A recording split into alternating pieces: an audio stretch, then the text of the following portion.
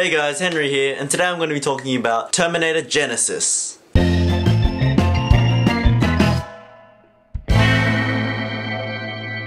So Terminator Genisys is a reboot of the Terminator franchise. A reboot, sequel, it sort of just cancelled out the third film and the fourth film and then just slotted itself after the second film. So this film started off in the future with a scenario we all know. Skynet has taken over, Terminators are trying to exterminate the human race, and the human rebels are trying to fight back and get their planet back. Yes, awesome stuff. Great. And of course, everybody knows that John Connor sends Kyle Reese back in time to protect his mother, Sarah Connor, from being assassinated by a Terminator that they have sent back in time. This path is following the same path as the first movie, but when Kyle Reese goes back in time, Sarah Connor is no longer a girl that knows nothing.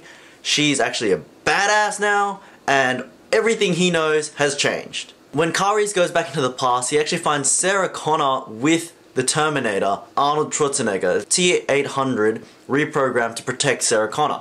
Okay, all this is pretty good. It looks really good so far. But then the story starts to dip. John Connor appears as a Terminator. John Connor, the Terminator. No, this is not a spoiler, this was actually in the trailer. So John Connor's Terminator is actually a human infused with robot. And this could have been anyone. It didn't have to be John Connor. The fact that it was John Connor did not add that much to the story at all. I guess all it did was have that slightly more emotional connection with Kyle Reese and Sarah Connor, but to be honest, Sarah Connor didn't even know John Connor, and it just didn't have that connection that I think they were going for, like the shock factor. And the shock factor was gone when they put in the trailer, so that's their fault. Let's talk about the characters. Arnold's character was pretty damn good. I mean, if you're gonna make a Terminator movie, you probably need to have Arnold Schwarzenegger in it. His character was a robot and didn't have to show emotion, only sort of half joking, half emotion. I think Arnold did a great job at this. He didn't have to work too hard to really draw emotion from his character. He just played it perfectly, emotionless, strong, and he still maintained that badass attitude. Jai Courtney, who plays Kyle Reese, He might as well have been the Terminator. He was jacked, and he was emotionless. There's not much to say, but I think they could have casted someone a little bit better. And the chemistry between him and Emilia Clarke just wasn't there either, so that sort of felt really awkward.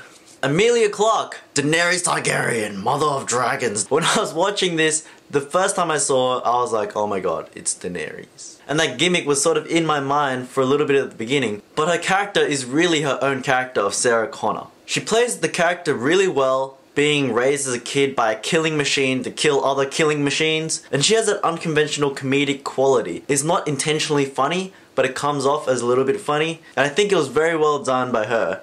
And I think that's very realistic for what Sarah Connor would be like if that had happened to her. Another character I want to bring up is J.K. Simmons' character. Yes, J.K. Simmons is in this movie. But why?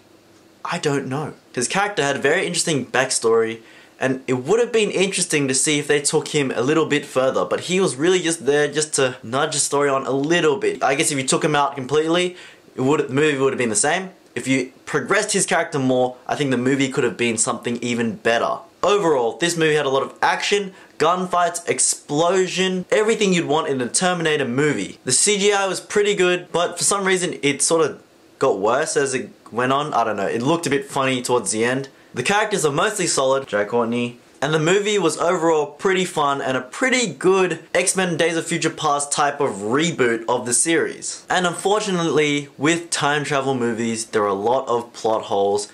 You'll probably be thinking about them all throughout, but I'm not going to go into them because they do probably contain spoilers. I mean, when you're writing this movie, you can't just be like, no one will pick up on that. Because lots of people are going to watch this movie, I'm sure someone will pick up on it and say it, and then everyone will know that plot hole exists. So if you're going to have a time travel movie, you have to be really careful. Especially when you have glaring plot holes which just drag the movie down. Terminator Genisys was a fun movie to watch. If you're a fan of Terminator movies, I would recommend going to cinema to watch it. But if you're not, then you probably aren't missing out on that much. Anyway, I hope you liked this review. If you did, be sure to hit that like button. And if you want to see more reviews from me, be sure to hit that subscribe button. I also have another channel called Cloud TV where I make videos and skits and travel videos. So be sure to check that out and hopefully you'll subscribe to that too. I'll see you guys next time.